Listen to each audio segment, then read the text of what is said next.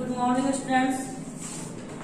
आज हम लोग, जैसे मैं हिंदी का फर्स्ट चैप्टर पढ़ाई हूँ, तो क्लास फर्स्ट के लिए आज व्याकरण भी पढ़ाने जा रही हूँ। व्याकरण के पुस्तक का नाम है व्याकरण प्रबोधिनी।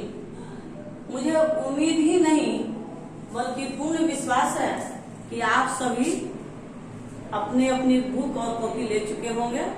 तो जो भी यहाँ पे पढ़ाई, आप लोग की पढ़ाई बाधित न हो। लॉकडाउन के कारण बच्चे परेशान हैं कि पढ़ाई हम लोग का बैक हो रहा है। इस बात को ध्यान में रखते हुए हमारे शाखा प्रबंधक महोदय एक प्रोग्राम जारी किए हैं और हम लोग यूट्यूब के माध्यम से ये पढ़ाई अपना करवा रहे हैं ताकि आप लोग की पढ़ाई बाधित न हो।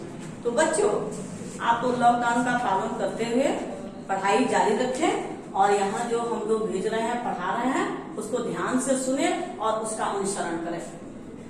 व्याकरण में देखेंगे बच्चों, सबसे पहले हम लोग पढ़ेंगे भाषा और वर्ण। भाषा और वर्ण को पढ़ेंगे चैप्टर 1 में, पेज नंबर 5। पेज नंबर कितना है बच्चों? 5। इसमें भाषा को पढ़ना है। तो बच्चों, भाषा सबसे पहले, इसमें क्वेश्चन आंसर नहीं है और मैं आप लोगों को पीडीएफ के थ्रू क्वेश्चन अपने से बना करके इस लेसन का आप लोग के पास भेज चुकी हूँ। मुझे उम्मीद है कि आप लोग फेयर कॉपी में जरूर लिखे होंगे। अगर नहीं लिखे हैं तो उसको आवश्यक लिखना है, उसको शीघ्र ही लिखें। और देखें, भाषा किसे कहते हैं? तो अपनी बात को कहने या जताने के तरीका को हम लोग भाषा कहते हैं। अभी मैं बोल रही हूँ तभी आप लोग सुन रहे हैं, इसी को भाषा कहते हैं। भाषा जिसके द्वारा हम अपनी बातों को दूसरे के समक्ष पहुंचाते हैं और दूसरे की बातों को सुनते हैं, उसे भाषा कहते हैं। यहाँ इसका परिभाषा दिया हुआ है, इसको अपने बुक में लिखेंगे। अपनी बात को कहने या जताने के तरीके को भाषा कहते हैं। जताने क्या होता है बच्चों? जताने में होता है बताने। अपनी बातों को कहने या बताने के तरीके को भाषा कहते हैं। हो गया परिभाषा इसका। अब हम लोग चले वर्ण किसे कहते हैं। तो भाषा की सबसे छोटी इकाई को, सबसे छोटी ध्वनि को वर्ण कहते हैं, यानी जिसके टुकड़े नहीं किए जा सकते हैं उसको वर्ण कहते हैं। तो बच्चों, आप तो जान लीजिए, आप लोग समझ गए कि भाषा की यहाँ इसका परिभाषा दिया हुआ है। भाषा की सबसे छोटी ध्वनि को वर्ण कहते हैं। भाषा की सबसे छोटी ध्वनि, जैसे ये है, यहाँ आप देखेंगे वर्ण की परिभाषा आप समझ गए कि भाषा की सबसे छोटी ध्वनि को वर्ण कहते हैं, या जिसके खंड या टुकड़े नहीं किए जा सकते उसको वर्ण कहते हैं। अब हिंदी में वर्ण की संख्या देखिए, यहाँ वर्ण के 2 भेद होते हैं। वर्ण की परिभाषा के बाद आप भेद देखिए।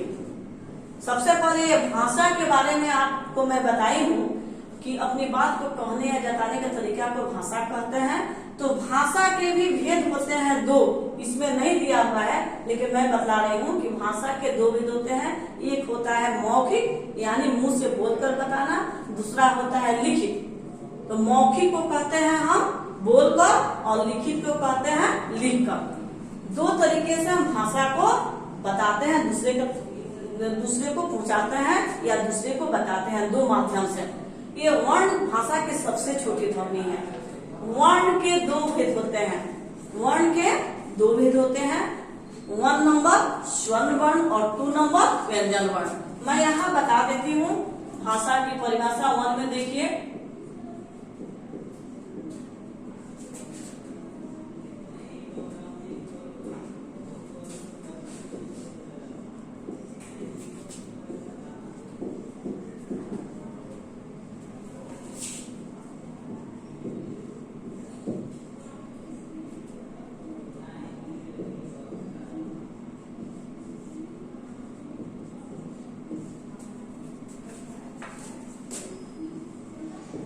कहते हैं अपनी बात को कहने या बताने के तरीके को भाषा कहते हैं। इसमें 2 नंबर में भाषा के कितने भेद होते हैं?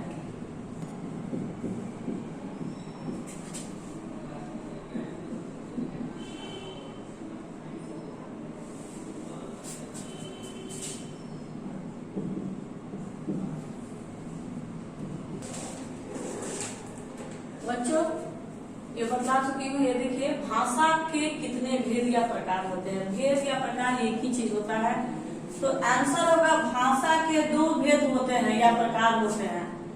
1 नंबर मौखिक, जिसे बोलकर हम बताते हैं। दूसरा होता है लिखित, यानी लिख कर बताते हैं।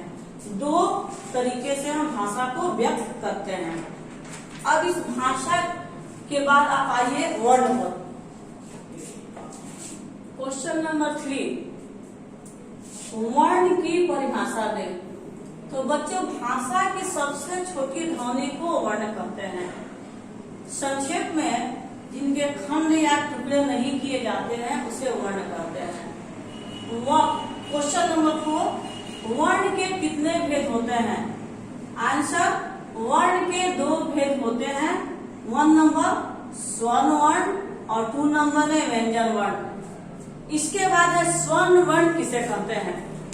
तो बच्चों स्वर्ण वर्ण छोड़ दे उसको, कम कर।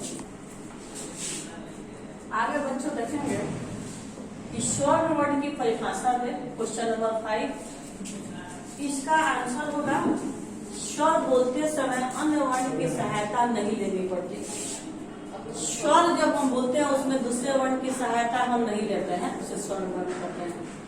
इनकी संख्या कितनी है? क्वेश्चन नंबर 6 में इनकी संख्या कितनी है? आंसर, इनकी संख्या 11 है।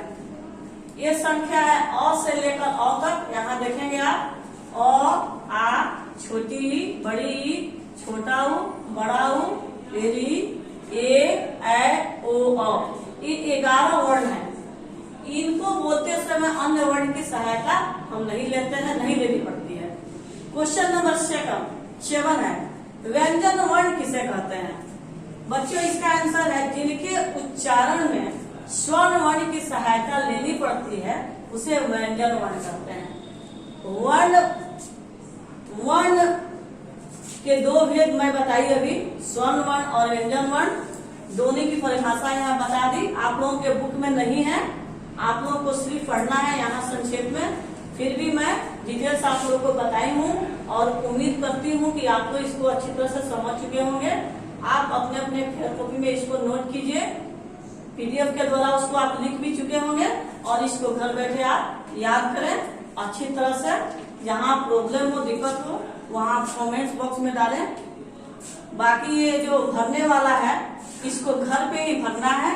आप लोग इसको होमवर्क समझ करके इसको पूरा करेंगे और इस चैप्टर को पूरा करेंगे बस।